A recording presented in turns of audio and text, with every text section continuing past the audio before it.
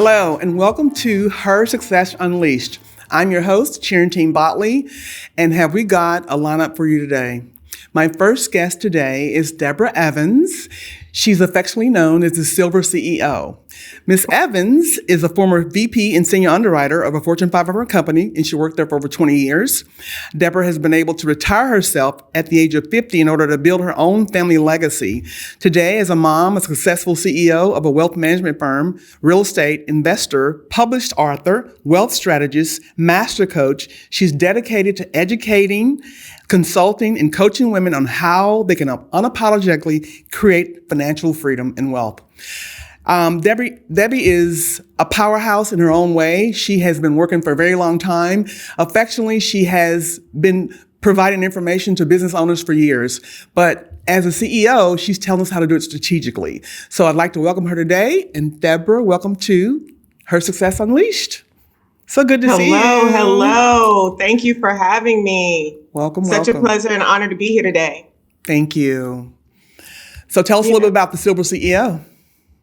Well, I mean, that was quite a bio. And, while I listen to that and I love all the accolades and I love, all the great things, it's kind of as you were reading it, ironically, I'm thinking it's kind of like one of those Instagram highlight reels, right? Because as I think of having this Roll, Lock and Key wealth management firm, that is a wealth management firm, of course, formed by myself and my co-founder, which is my daughter, I think about being a teen mom. I got pregnant at 18, right? I had to drop out of college in my first year of college to be a single mom, and everything that it took to get us to this point. Think about building businesses. You think about even just going back to school, right? Yes. Graduated magna cum laude, but at the end of the day, it all started out with being a college dropout. Right. So I think that as we speak about successful women and we look at women who have done great things, I think we all have one thing in common, which is a lot of grit and resilience, that takes us from the darkest hour to the highlight reel of our lives. Absolutely. And I love the fact that you took your life by the horns, took control of your life, even at a young age as being a single mom. Your story exemplifies that no matter how old you are and what obstacles come your way, because we know, I'm a mother, we know that motherhood and building a career, even just if you're not building a career, just personally surviving as a young mother is challenging, and even more so nowadays. So to complete a journey of being a mom is never complete, I'm sorry. But to be a mother and build a business for yourself and build a life for you and your daughter, and now she's a partner in your business. Oh my God, how's that feel? That feels amazing. And I really feel like it's so imperative that more people look at their family in that way, because sometimes I get it. I'm a mom. So sometimes we're like, I brought you in, I can take you out of this world, right? Absolutely. We all have those moments, no matter how great our children are. And I love my daughter. I was blessed to have one that didn't drive me crazy and didn't give me too much stress over the years. But at the same time, we have to view our children as the assets that they are, right? Absolutely. They are assets, and this is our opportunity to pour into them. Sometimes you feel as though, if I can just get a break. And as a single mom, I had a lot of those days, but I always was very, very intentional about pouring into my daughter and making sure that she understood life, that she wasn't living in a bubble, because that can happen, and that she wasn't influenced by her peer groups. I wanted to make sure that she trusted me to get the information she needed when she had questions. I said, come to me. When you ask me, I will tell you the truth. That was my promise. Because Charantine, I've realized that with children, more is caught than taught, right? So we can tell them all day long, this is what I want you to do. This is how I want you to do it. But all the while they're watching you. So if you're talking, but you're not walking that talk, then they're going to do exactly what they see you do. Absolutely. So instead of me putting her out in front of me because she may not lead, or putting her behind me because she may not follow, I make sure she's always beside me where I can hold her hand and we can go through this experience of life and take this journey together. I love that. I am a mom, a divorced mom of one daughter as well. And we visited about our daughters and what they mean to us. And they actually hold us accountable. they help hold us accountable because what we teach them, they never forget. And it wasn't until mine went off to college that I realized when she sent me a photograph of her very first meal that she cooked, I was like, she listened. I was teaching her how to cook all these years, but she listened. So you're right, they do. They become our little, I heard this growing up when I was raising my daughter, that they become your best friends, but I didn't believe that. I'm like, no, I'm a mother. I was raised, I came from strict upbringing, not strict, but no, she's my child. I'm going to raise her that way. But they really become your best friend, your business partner. Like you said, I think it's beautiful that you made your daughter your business partner, because that's what, building family legacy, which is another thing we're going to talk about. That's one of the services that you provide to your clients. So you've got some very interesting educational points that you provide to your clients. But the one that I'm curious about is the one topic that I heard you talk about, and that is how to break up with being broke. That, to me, I'd like to hear. I'd like to hear you talk about that, because my background is finance and economics, and I'm going to tell you something. Over the years in mortgage banking and finance, and you've seen people live check to check. I've lived check to check. After my divorce, I didn't know what was going to happen. We lived paycheck to paycheck, but at some point that's got to end. You got to fix that problem, right? So wealth management and legacy building is where we need to focus on at this juncture of our life, because our children are watching us, and what we're going to leave for them. So I'd like to hear about what you have to say about breaking up with being broke. Absolutely. And as a wealth strategist, people are always asking me, what is the best investment? So right now, I truly believe that diversifying your portfolio is key, right? I agree. I do believe that, stocks, there's no one fix, right? They ask me, is it stocks? Is it crypto? Is it real estate? Is it having a business? Is it, all these different things? Is it gold, precious metals? And the main thing I say is that it's all of the above. It's not an either or. It's a and, right? It's an and it's a also. Absolutely. Do a little bit of all of those things, because we never know what's going to happen, especially with all the craziness that's going on. But the key financial investment the biggest financial investment you'll make, and the key financial investment that we must all make, is your investment in yourself. Absolutely. You have to gain some financial literacy if you're not there. At one point in my life, I wasn't there. Buying my first home was the scariest thing I could ever think of. I thought I would never have the money to do it as a very young single mom. And of course, years later, there's been several properties, and that was just a myth. It was just a limiting belief that I had. Yes. And so a lot of us have a lot of limiting beliefs around money, and that can come from simple things, just from your upbringing. I know you come from that era, we're women, beautiful, fabulous women of a certain age, where before you even left the house to head out to the grocery store or whatever, don't ask me for nothing. Don't ask for nothing. Don't get in that checkout lane and be asking me about the candy bar. Isn't that amazing? Going to the store, don't ask me for no toys. We don't have money for that. So, that affects, how you speak about money, how you feel about money, what you think you're worthy of having. So the biggest investment is the investment in yourself, and absolutely learning something about financial literacy. That's key. Because right now, what are they saying? That there's not going to be any wealth in the Black community after the year like 2030. That's been going around for a long time. While that's the case, you said something that was key earlier. No culture has ever built wealth without a strong family unit. And as you know, that's something you just said. You're a divorced single mom. I'm a divorced single mom.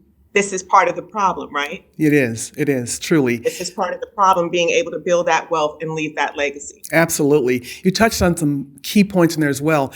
The mindset, when we go to the store with our parents and they say, don't ask me for nothing, that mindset leaves us limited in our beliefs, in our quest, in our worth.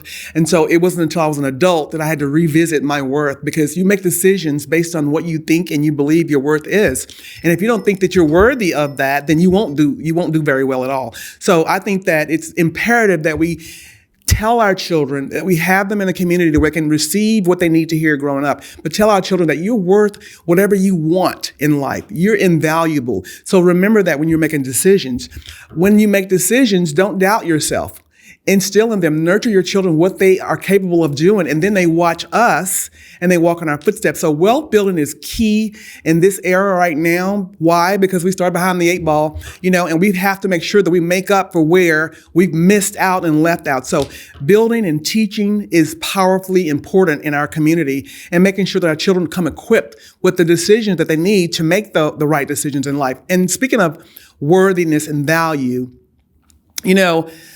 you only gain in life what you think you deserve. And if you don't believe that you deserve wealth, then you won't acquire wealth. And that mindset is something that we need to nurture and instill in our children, because your belief is powerful. I know we operate on faith, and we have to have a faithful journey to be in these streets on this journey. But your belief is powerful. I think everything that we acquire is what we believe, not what we think, not what we've heard, but what we believe in our heart of hearts. So if you have instilled value and worth into your children, then they're going to be valuable. They're going to make powerful moves just like you do on the path. You don't need to worry about that. But I think also too, when we think that the generations change and things change, yes, they do. But the power of money and wealth, it only gains leverage, but we've got to make sure we recognize it.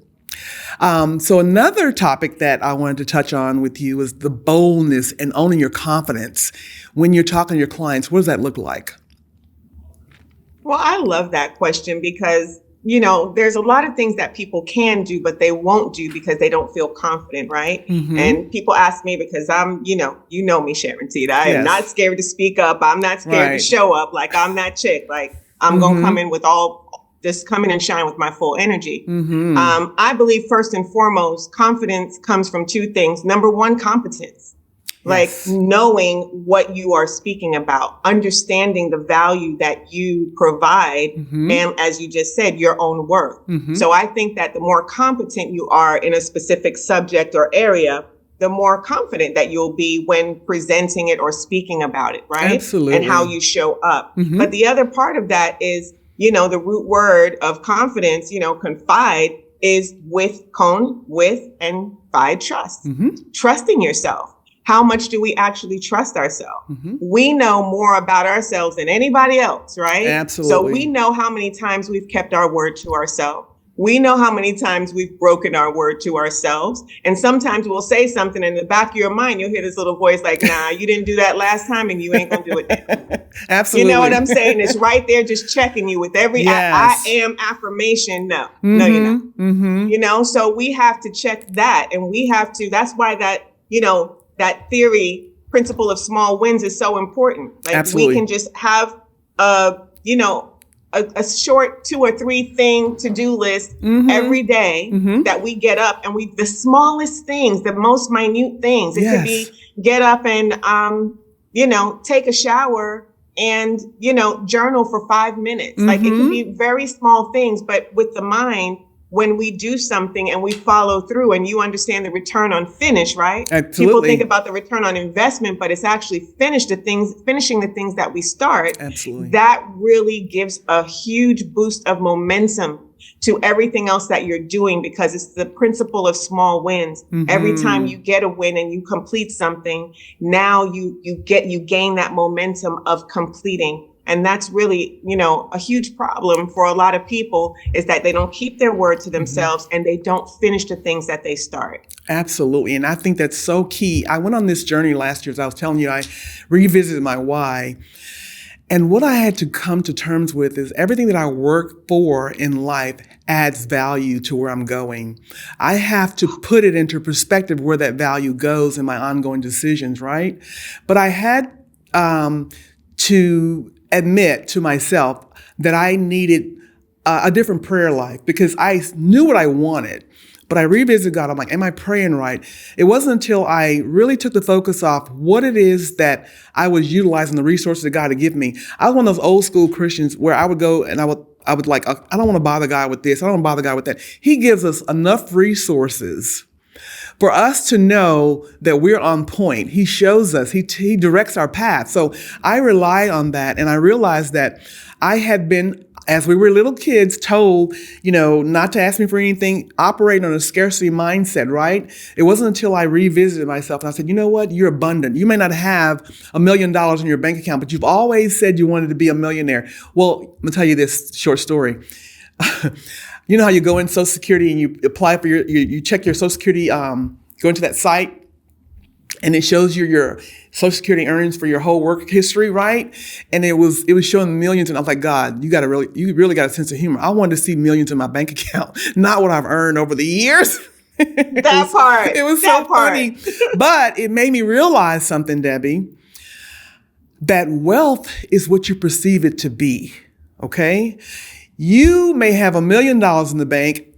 This person may have 100,000. They may be 1,000 there. You're a millionaire, but they're wealthy in their eyes. That's wealth, okay?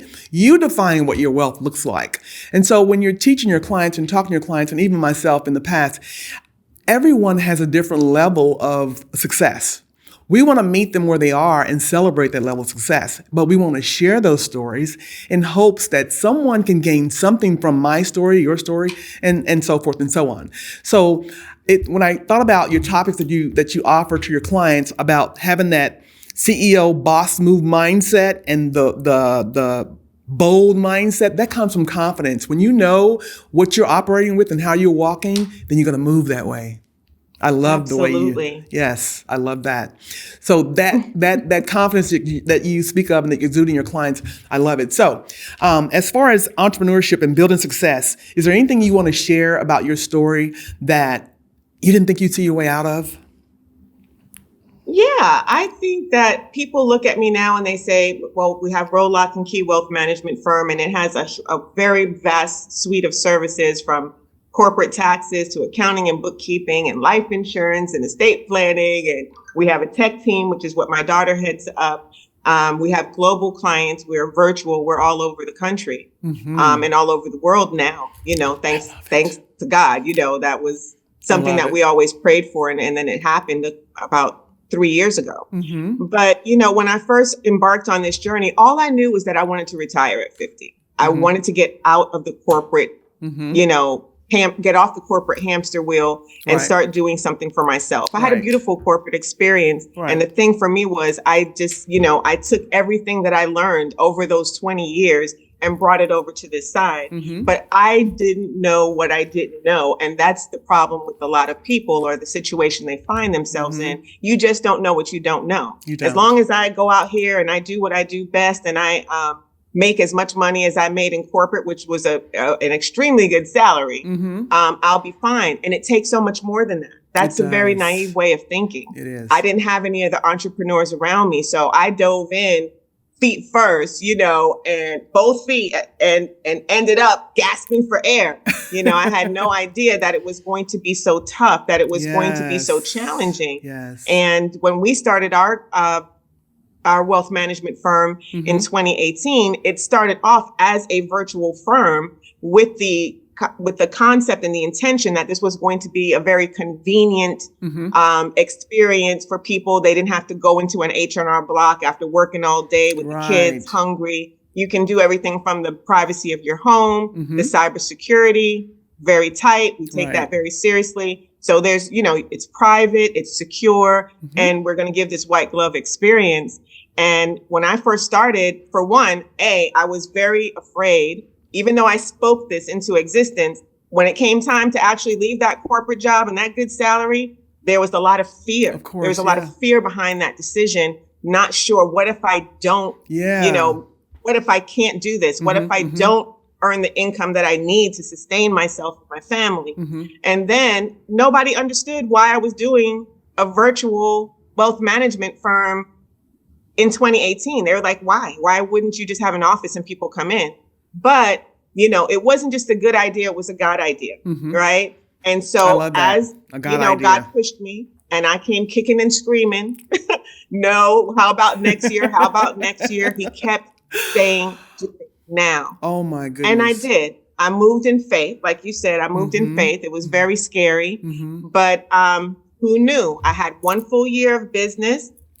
Was it even a fraction of what I made in corporate, right? I had to start, tapping into savings, not knowing how this was all going to work out. But then COVID hit. And just as you said, sometimes we see obstacles and the obstacle is the opportunity. Absolutely. And that was a dark time for me because I started to wonder, did I make a mistake? Was I really ready for this? Yes. Did I really hear God? And then COVID hit. And a lot of my clients that own brick and mortars had to close their doors because they did not know how to pivot quick enough. And there is power in the pivot, right? I didn't have to pivot because that's the way I started 2 years earlier. And I already had the systems and the automation and all the things set up. So it was a blessing. And our business just exploded in 2020 and has been, growing and scaling ever since. But who could have known? That was just faith. And I understand now why God needed me to move at that time. So all that to say, it was dark. I was questioning what I thought was the right move. And I was afraid. I was fearful. And I did it anyway. So it's not about people out here doing great things because they're so brave and they're a superwoman and they've got all the boxes checked. No, sometimes we don't know what we're doing. We're leaning into our faith. We're just aligning ourselves with God and taking the step that we need to take, whether or not we're scared to death or not. It's not about being brave. It's about doing it anyway. Doing it scared. Doing it scared, girl. And he knees knocking. Listen, she said knees knocking. You know what comforted me? He said and I'm not going to preach today, but he said he maketh us lie in green pastures, right? Maketh us. He has to push us sometimes because we don't walk over there. Why? Because it's uncomfortable. It's painful. And who'd have thought that you launched a business? And guess what? Statistics show that most small or new businesses last or fail in the first 5 years. If you make it past year 2 and here it is 2025 and you start in 2018, I say bravo. Bravo to the hard work you've done and you didn't stop. That's a testament for a lot of people. They need to hear your story, which is why we're doing this today. And I want to say this too. Doing it scared lets you it builds confidence. Number one, you're vulnerable because you're thinking, am I right? Am I in the right space? Dear God, I don't know what to do. Where are you? He's carrying you there, but it's uncomfortable until you see some things. And then on top of that, COVID hit. That's a testament to your faith because if you didn't believe what you started, it's tough, but you got to keep pushing. Like you said, you kept pushing and look now. I am really, really glad that you stayed the course and look now. And you've got clients and your daughter is working with you. Okay. That is beautiful. Absolutely beautiful. I look forward to seeing more mothers do the same thing because it takes a village and a community to build what we want to see. And in order to control that. Glad you said that. Yes. In order to control that, build it the way you want it to look. Brick and mortar, virtually, however you want to do it. Stay persistent. Show up every day for yourself. That part. And just want to add something like when my daughter is an RN by trade. She's health and I'm wealth. That's the way it always has been. I love it. Health and wealth, mommy team, mommy daughter team. And together we're relationships. So as you speak about family legacy, as I told you, we are launching a real mother-daughter talk podcast as well and YouTube channel. So I hope people will follow us there. But to all this to say, even though she was health and what I was doing was wealth, we are a one-stop shop for entrepreneurs. Anything they need, we want to be able to provide that, right? I love that. And I think that's important in business, but we'll touch back on that. But all that to say, when I wanted my daughter to come in on this, initially she started coming in on the finance side, but that's not what she loves to do. And when you're in business, part of that, not all of it, because you cannot build a business on passion alone. I truly believe that. But I do think that passion has to be a part of it, right? Your purpose, your passion, and your profitability. So she came on board and the first thing I did was ask her, what is it that you want to do? How can you contribute to this business in a way that makes you feel fulfilled and happy? Now she's a tech guru. She works for a biotech firm, in her other life, the other part of her time that she spends that she's not working with us. That's what she does. You've got a genius. She's nursing hospitals all over the country. Nursing by trade. I'm sorry. You threw me there. Your daughter's a whiz. She's a nursing profession by trade, and she's in IT. Wow. So she can just be such an asset, pick and choose whatever career she wants to do in your business. in y'all's Yeah, business. in my business. So she Yes, 'cause heads up the tech team. We have 3 employees there. She heads that tech team up. She has been for the last 5 years. And so we do anything from funnels to landing pages to websites to, I love social media that. management, the whole 9 yards. But saying that to say, you don't have to, even if you're going to build a family business, which I would hope that everyone here, even if you don't have a business, anyone within the sound of my voice will consider doing something, even if you look at it as a little side hustle. But that side hustle doesn't have to be a side hustle. I don't call myself a small business owner because in my mind, my business is an empire and it's only scaling and growing that much more. There's nothing small or little about your little business, right? That. So yeah, we're not going to do that. So we don't have to force our kids in where, we want them to be. This is finance and you're going to do finance. No, because then they're going to feel the same resentment and that same feeling of being caged in as if they were at a 9 to 5 in corporate space. Exactly. You want this to be a beautiful, free-flowing experience. You want them to contribute in a way that they can come and show up as their highest and best self and give that highest and best to your business. Find out what their skills are and how you can integrate that into your business model. And then the beautiful part is that for those who don't know, if you know, all the quality time, you're going to have a lot more quality time because you're talking about business. And when you go out to eat, you're talking about business, and you travel around the world and you're talking about business, and all the stuff you do together, you're talking about business, and that's all attached right off. So there. Love that. Music to my ears. I was just telling an acquaintance the other day, she works a lot of nonprofits and volunteer, right? And I said, have you considered a small business? Because she's 24/7. She's a full-time job and she works a lot and volunteers a lot. And that, at the end of the day, is something that you know a lot about. And we don't understand the impact of what that can have on our bottom line. Sometimes we are tax-paying citizens, all of us. So it pays to know what the advantages and benefits are when it comes to tax services. So I love the fact that you touched on that, because a lot of us are just working and paying bills. We follow this blueprint that we're told in life to get this great education and, get married and have children and do these things. But do we ever stop to think, are we in alignment with what we want to do? I know that we have full reign over these choices and decisions, but are we actually, like, we go to a job, we know we have to work to sustain and maintain our family livelihood, right? But my passion, as you spoke on earlier, my purpose, my vision, my dreams. I took a job out of college because I had to sustain my family financially, but am I doing what I want to do? So I would encourage people to just look at what you just spoke about a moment ago, of tapping into your own wisdom, your own experience, your own boldness, and become your own boss. It's not hard. Part. But then on the other hand, being a boss isn't for everyone, okay? It's not for everyone. But at least our services are available and people know where to go in the community and know what's available to them. I just love this. I love the topic we had today. I want to touch on how do people find you, how people get in touch with you, if they're interested in your services, all that jazz.